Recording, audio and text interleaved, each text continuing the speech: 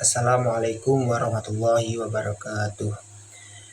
Perkenalkan, nama saya Rofi Astro dengan NIM 2414050006 di kelas 2 TBIA akan melakukan tugas video yang diberikan oleh Pak Johari Jamal dalam mata kuliah Tafsir Tarbawi.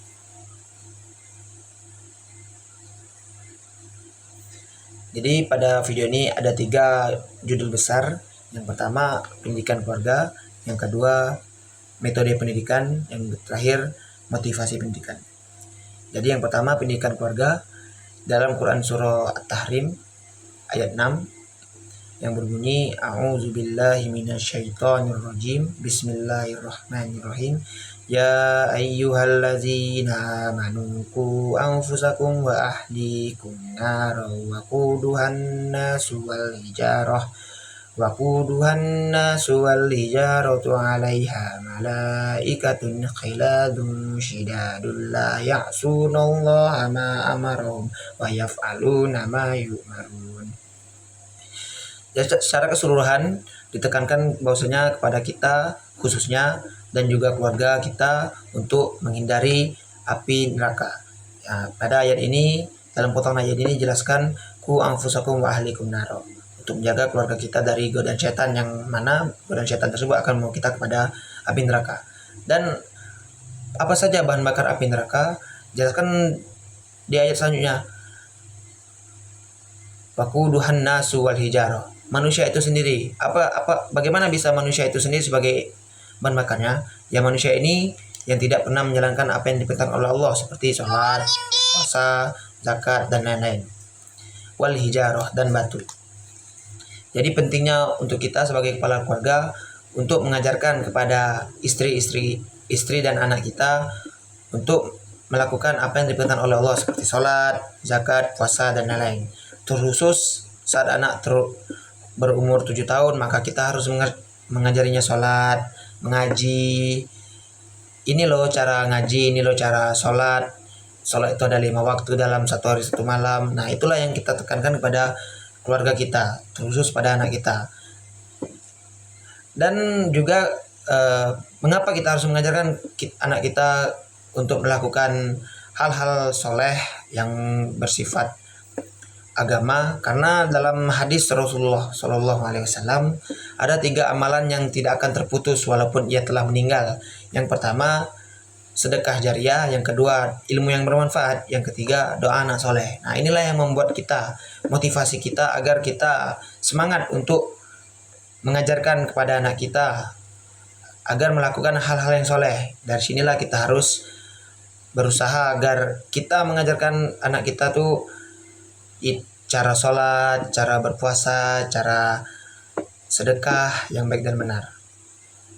Inilah yang amalan yang tidak akan terputus walaupun kita sebagai orang tuanya nanti tidak akan terputus walaupun kita telah meninggal. Oke, yang kedua, metode pendidikan. Metode ini artinya taktik, cara, teknik, cara kita untuk mendidik anak didik kita. Jadi dalam Quran surah An-Nahl ayat 125 yang berbunyi Bismillahirrahmanirrahim. Ud'u ila sabili rabbika bil hikmati wal mau'izatil hasanati wajadilhum billati hiya ahsan. Inna rabbaka huwa a'lamu biman dhalla an sabili wa huwa a'lamu bil muhtadin. Yang ditekankan pada ayat ini yaitu pada potongan ud'u ila sabili rabbika bil hikmati wal mau'izatil hasanati. Menggunakan metode yang baik kepada anak didik. Bagaimana cara kita menggunakan metode yang baik? Kita harus menyesuaikan umur anak didik kita. Yang mana untuk metode yang kita gunakan untuk anak usia dini, anak-anak kecil, yang masih balita, yang TK, kita harus menggunakan metode keteladanan, metode nasihat, metode pemberian, metode bicara, yang mana kita harus mengajaknya bicara terus agar mereka ini aktif untuk kedepannya dan tidak sungkan-sungkan untuk berbicara kepada kita, khususnya orang tua.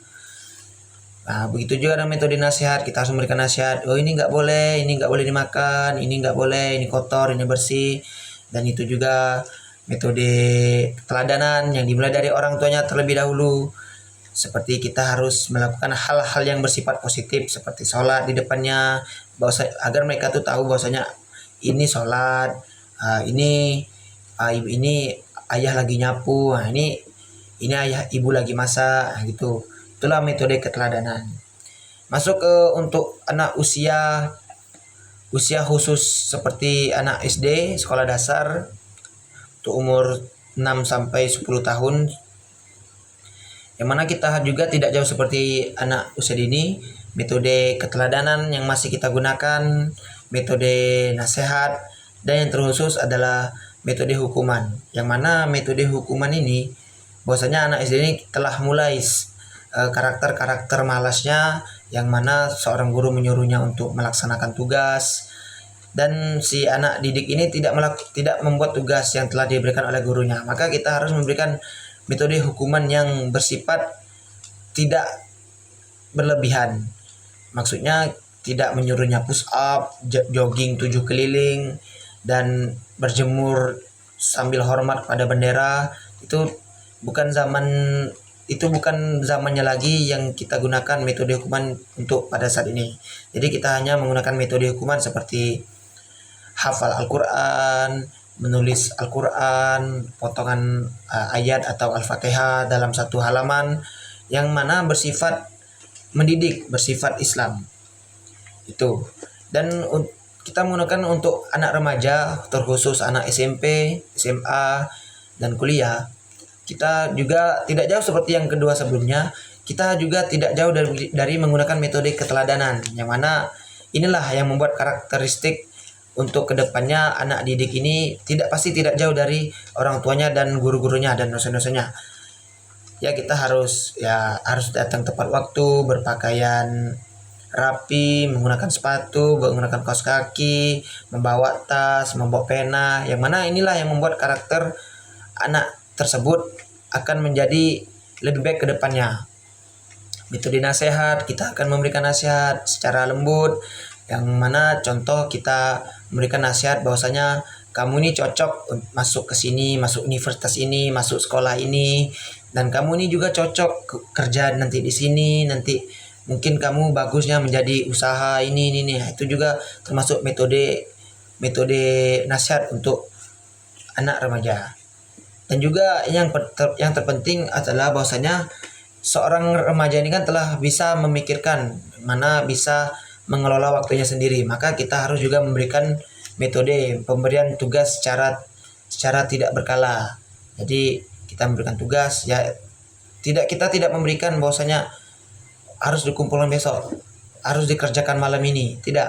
Maka biarkan si anak tersebut memikir bahwasanya, waduh, saya malam ini ada tugas untuk dikerjakan, bahwasanya besok pagi harus saya kumpul, gitu. Biarkan seorang anak remaja ini berpikir bahwasanya dia harus memiliki waktu-waktunya, harus mengelola waktu-waktunya sendiri. Itu yang ditekankan dalam potongan ayat wal mau'izatil hasanati, dengan metode yang baik. Oke, yang ketiga, motivasi pendidikan. Di dalam Quran surah Al-Mujadalah ayat 11 yang berbunyi Bismillahirrahmanirrahim. Ya ayyuhallazina amanu iza qila lakum tafassahu fil majalis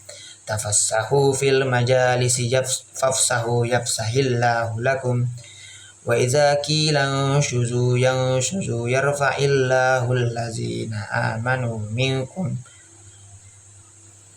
wallazina utul ilma darajat wallahu bima ta'maluna khabir. Jadi dalam ayat ini menekankan bahwasanya tidak mengapa bahwasanya kita memiliki beberapa pendapat, karena orang-orang yang berilmu akan diangkat oleh Allah dengan orang yang tidak berilmu, bagaikan perbedaan bulan dan bintang. Jadi mudah sekali untuk kita pada saat ini, zaman ini, membedakan bagaimana perbedaan orang yang berilmu dengan yang tidak. Biasanya yang kita lihat secara keseluruhan, orang yang berilmu pasti membicarakan tidak jauh dari ilmu. Apa yang dibicarakannya pasti berbau-bau pengetahuan. Beda dengan orang yang tidak berilmu, pasti dia membicarakan hal-hal yang negatif seperti ya menggunjing, berbicara yang tidak senonoh dan yang lain. Itu cara membedakan orang-orang yang berilmu dan tidak. Jadi motivasi pendidikan bukan hanya dari orang tua kita, ya seperti orang tua kita menyuruh kita kuliah, ayo nak kuliah untuk mencapai sarjana. Tidak, bukan hanya keluarga, bukan hanya keluarga dekat, teman dan istri dan lain-lain. Kita juga memiliki motivasi pendidikan dari Allah langsung, bahwasanya Allah akan mengangkat orang-orang yang menimba ilmu. Jadi Allah akan mengangkat derajat orang yang berilmu. Bukan hanya dampaknya, bukan hanya pada di akhirat, kita juga mendapatkan dampak yang di dunia, seperti kita akan mendapatkan kehormatan kepada orang-orang sekitar, bahwasanya kita ini orang yang berilmu, yang mana orang itu pasti butuh dengan kita untuk menjalankan dunia-dunia ini, yang mana dunia ini tidak jauh dari ilmu agama, ilmu umum seperti bahasa Inggris, matematika dan yang lain. Dan juga ada sebuah ungkapan bahasa Arab yang berbunyi, al-ilmu bila amalin kasyajari bila samarin. Orang berilmu yang tidak mengamalkan ilmunya bagaikan pohon yang tidak berbuah. Jadi apa maksudnya? Inilah kita balik lagi ke dalam hadis Rasulullah yang pertama tadi. Ada 3 amalan yang tidak akan terputus walaupun dia sudah meninggal dunia. Sedekah jariah, ilmu yang bermanfaat. Nah, ilmu yang bermanfaat inilah yang kita gunakan agar amalan kita tidak putus walaupun kita telah meninggal dunia. Bagaimana caranya? Jadi di saat kita mempelajari suatu ilmu, kita juga harus mengamalkan atau mengajarkan kepada orang-orang yang butuh akan ilmu tersebut. Nah, yang inilah yang menjadi amal kita di saat kita telah meninggal nanti. Ya seperti contoh saya mengajarkan kepada anak saya alif ba ta. Nah, nanti anak saya akan mengajarkan kepada anaknya nanti cucu saya alif ba ta. Inilah yang menjadi amal jariah kepada kita walaupun kita telah meninggal dunia nanti. Mungkin itu cukup, sekian dari saya. Billahi taufik wal hidayah. Wassalamualaikum warahmatullahi wabarakatuh.